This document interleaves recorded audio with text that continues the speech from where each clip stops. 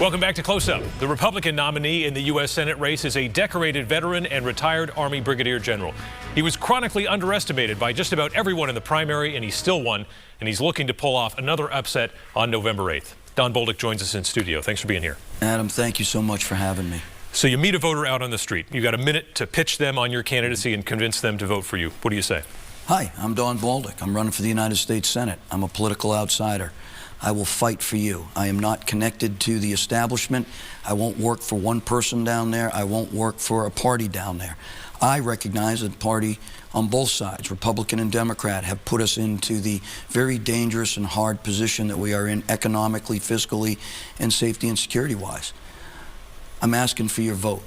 I'm asking humbly for your vote. I'll answer any questions you have. I'll meet you for coffee, lunch, talk to you on the phone, do whatever I need to do to earn your vote. You say the key to stopping inflation, or part of it, is cutting government spending. If a Republican House and Senate achieve that goal, or at least succeed in freezing spending next year, when will the American people see results? When will inflation be stopped? Well, I think that in combination with reversing the energy policies and decisions that we've seen will result, I think, in maybe 18 months to 2 years. See, I've always had this formula for the misery index. And when you break something and it causes misery, that index takes twice as long to fix. So just look at how long we've been in this and just add a factor of 2 to it. And that has been pretty good estimate that we've always used in the military when we're asked to do nation building and bottom-up fixing of of problems, whatever the economy, spending, safety, and security. It always takes twice as long, and so I would expect Granite Staters and Americans to have to be a bit patient. But once they see that we're doing the things that will reverse it, they'll have much more confidence. So, I guess, what about help right away? What would be something, if it's going to take that long to see the effect, does the government need to step in? And you're suspicious of government action. Right. Does the government need to step in to help in some way? No, I don't think so. I think there's plenty of programs out there that if they're run properly and people have access to, that will help. The last thing the government needs to do is jump in with programs like it did during COVID that caused a lot of problems, a lot of debt, a lot of lack of accountability and responsibility, and it let the our political officials off the hook, right? And we can't allow that to happen. We need to remain on the hook. We need to hold what we got, because that's just going to do the exact opposite and create more spending and more debt. This is coming in as kind of a late flashpoint in the race, but can you explain your plan for a fair tax? If you look at some of the legislation on this from about 20 years ago, it did include kind of basically a 23% sales tax at the national level. Yeah. No, I don't agree with any sales tax. I don't agree with any increase of taxes. And my opponent, Senator Hassan, has jumped all over that, because I want to look at revising our tax law, right? And I want to look at a fairer way to tax people based off of their income that they can be, comfortable with and that they can rely on, right? And so, yes, we got to get down there and we have to look at it. What Senator Hassan's solution is 87,000 more IRS agents to get into the business of, Granite Staters and Americans that make less than $100,000. People are scared of the IRS. People are scared to do their taxes. They worry about it. I worry about it. That's why I get the insurance from H&R Block at $200, which I'm sure is going to be more expensive this year, this tax season, than it's ever been, because everything is going up.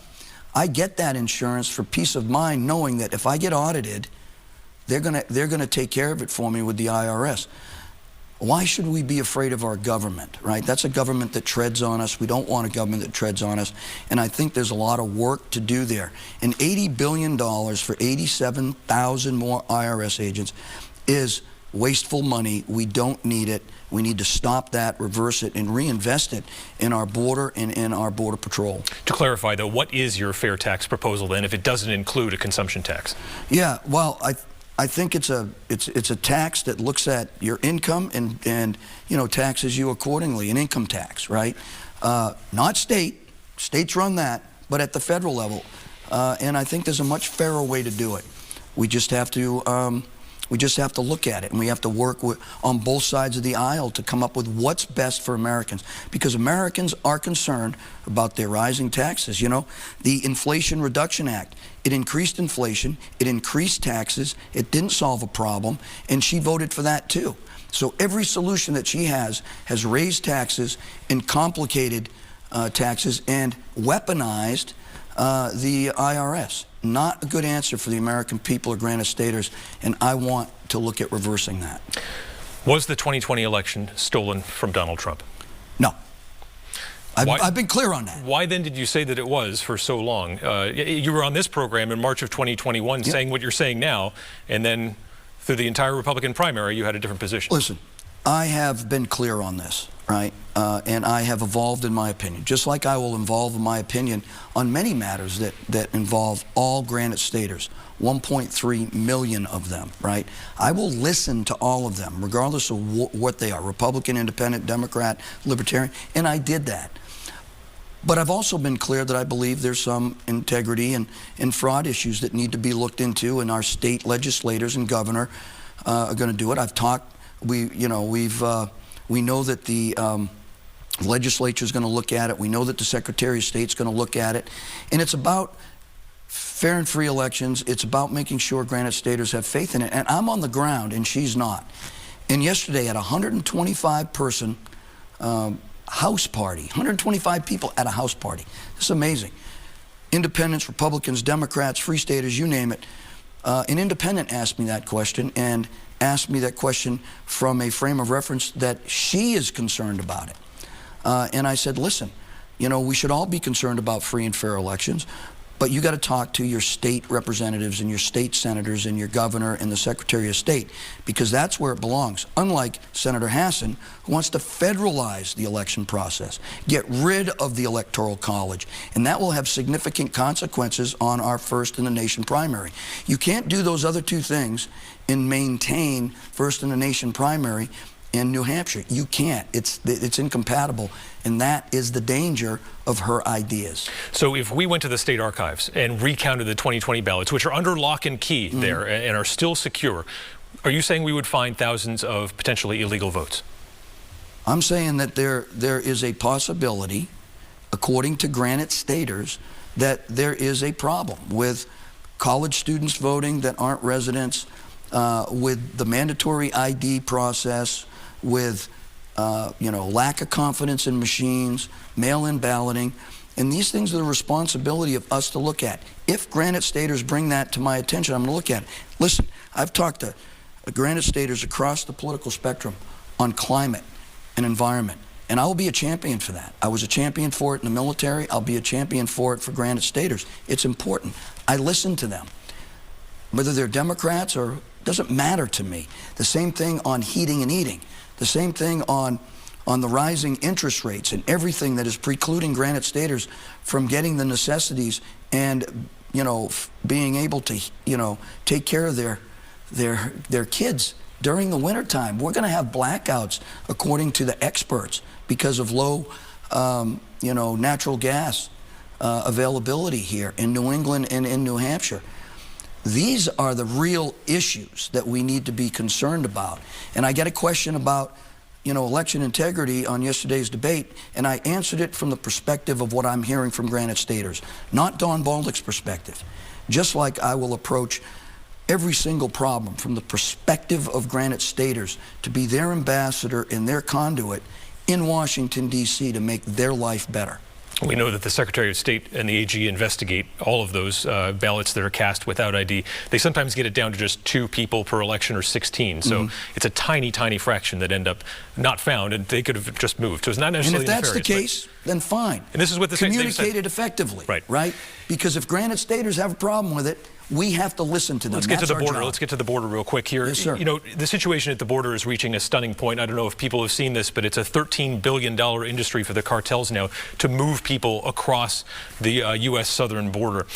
Clearly, a deterrent of some kind is needed. General, would you support the end of birthright citizenship?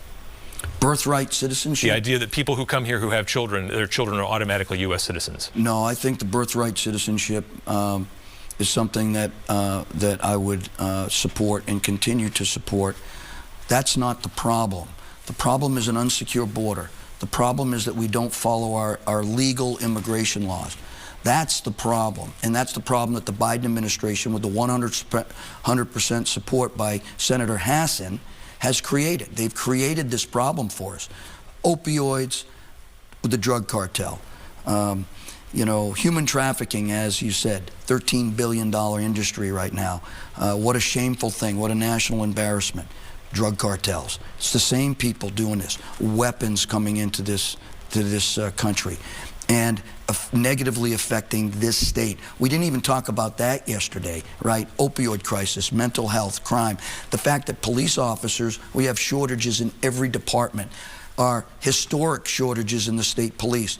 This is because she did nothing to stand up for law enforcement officers with a national dialogue that law enforcement officers are good people and do their jobs. She stayed silent. Silent is consent. And so we need to secure the border and fix and follow our immigration laws, and then everything else will take care of itself.